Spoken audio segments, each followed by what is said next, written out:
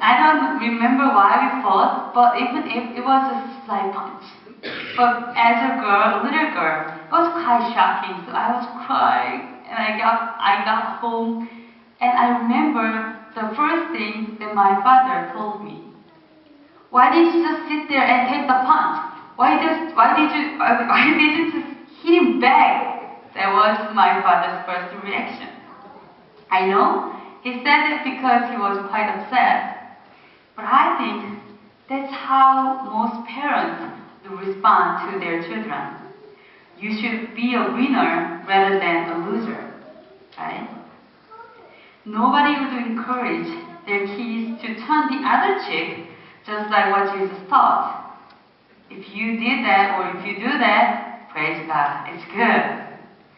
But it's hard to be meek and gentle in this kind of situation. In our culture, the message we hear is that you have to fight for your rights. You have to fight for your success and for your future welfare. This world encourages us to be more competitive, to be excellent, to go to good college, to get a so-called high-paying job, and to have a bigger house and buy a new car. We easily translate meanness as weakness or powerless. So in this world of worshiping power, the meekness can be considered a barrier to success. So the image of meekness today is not that positive in terms of happiness or blessing. In Jesus' time, I think the meek were not considered as blessed as well. They were more like people without status. They are like poor, the humble. But Jesus is telling them, blessed are the meek, for they will inherit the earth. And how does this really mean that? How can the meek be blessed and inherit the earth? To understand what true meekness means in this passage, we should also look at how other scriptures describe the meekness. So in Numbers chapter 12, verse 3, it says, now the man Moses was very meek above all. So you know, Moses was very meek. And also we read, Jesus was very meek. In Matthew chapter 11, verse 29, it says, take my yoke upon you and learn from me, for I am gentle and humble in heart. So the Greek word praus, there's a Greek word praus used here and translated to gentle and humble, is the same word used in Matthew chapter 5, verse 5, the verse that we read today.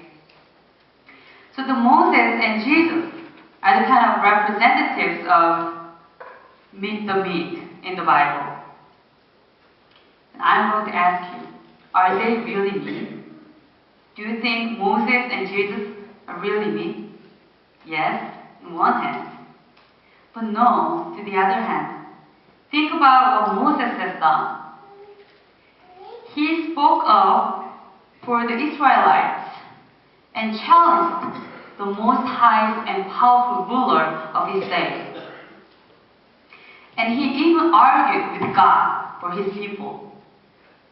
This is not what the meek usually do, isn't it? And what about Jesus? Yes, Jesus was very gentle and humble, but also he sometimes strongly stated and strongly spoke up for his people too, and firmly stated what he's supposed to teach. And when he saw the people selling and buying in the temple of Jerusalem, he overturned the tables and seats of money changers and sellers. And this is not what the meek usually do. So somehow, meekness seems different from what we think it today. Then what does it mean then when Jesus said, blessed are the meek? So now we can guess it's not about our characteristics only. So of course, it's good to have a gentle personality, and it's good virtue to have. But if we see the meek only in terms of our characteristics or personality, Moses would not be described as the meek. And Jesus was not always meek. I believe it's beyond our characteristics and personality. So now you may feel kind of relieved because you may not meek all times, or your personality may easily up and down, and I am not meek at all times too. I sometimes persist strongly, what I think is right. And when dealing with kids, I'm not meek always. Kids make us sometimes impatient. So, right? So good news. It's not about our characteristics or personality only. The Greek word praus that I told before, the praus which is translated to meek, in the passage means gentle and humble. And in dictionary, we find its meaning humbly patient and submissive. Jesus was submissive, and Jesus was meek in the sense that Jesus was very humbly patient and submissive to God's will. He put his power under God's control. When Jesus said, "Take my yoke upon you and learn from me, for I am gentle and humble in heart, and you will find rest for your soul. For my yoke is easy and my burden is light." How can Jesus say his yoke is easy and his burden is light? Jesus' yoke, the cross and the death, is not the easy one. It is not light at all. Jesus' life, apart from his family and friends, and voluntarily homeless, was not easy. Standing before those people who tried to accuse him was not easy.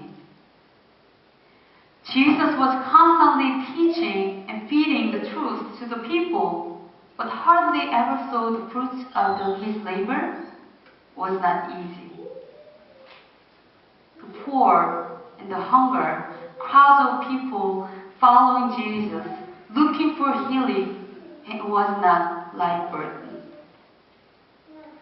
So without strong humility and constant submission of his power to God, it was never easy and light.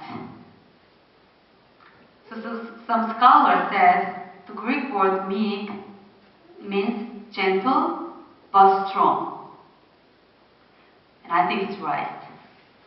Jesus was very gentle and humble to listen to what God wanted him to do. And he was very strong to keep it, to fulfill the kingdom of God. Firmly and patiently giving his power to God. And this is, I think, the true meekness means. Meekness is to give your strength under God's direction. Meekness is to resist using our power where God does not allow. Meekness is the mild and gentle heart to flow where God allows us to go. And the strong persistence to God's goodness.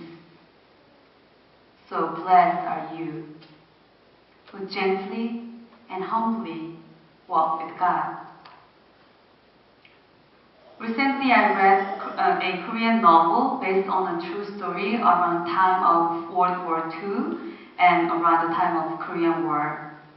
And as I read that, I felt powerful, and I think this shows what meekness looks like. In that book, German missionary priests are arrested for evangelizing in North Korea, in a communist country. They were tortured for their beliefs and imprisoned for many years. Their dignity and humanity was destroyed. During this time, the missionaries kept asking God, why? Why God allowed this suffering to us in this foreign country?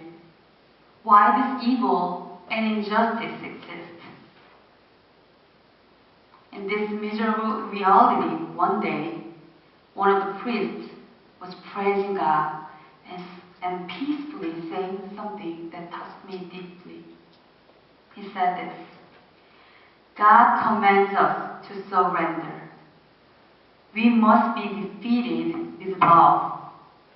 The Bible says, without love, we are nothing. If we have love, we are something. We endure this time with love and goodness, not with evil or anger. I said yes to God's authority. I surrendered to the suffering with true love to Jesus and the truth. I believe that the German missionary voluntarily took the yoke and learned from Jesus.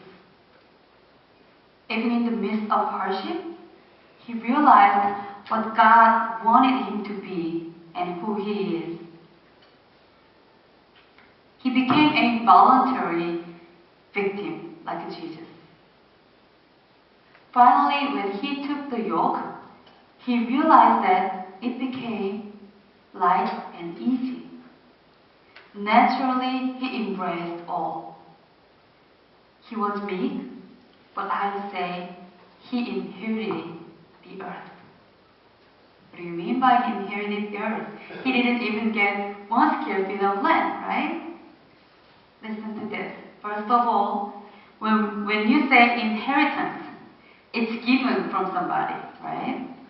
Usually it's given from your parents or your ancestors. When Jesus said, for they will inherit the earth, who is giving the earth? Whose earth is it? It's God. It's God. It's clear that the earth is inheritance from God. No one can possess the earth. Nobody can insist its ownership. And when we say we inherit the earth, it means we are already sons and daughters of God. All God has will become yours. So this is a proclamation of who we are. Remember this. And also, the meek who does not insist its own way possess what God has. The inheritance of earth is not what you think as title deeds. It's more like an interior and spiritual possession, which is more true and more powerful than holding title to land.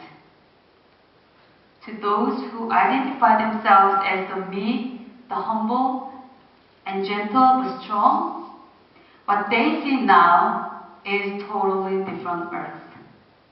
It is new earth that God is bringing to us. It is given as a blessing. Those who live in a strong but gentle power of meekness live already by the values and principles of God's kingdom. So beloved community, hear the good news. God is blessing our meekness. Gentle but strong. We give our power under God's control.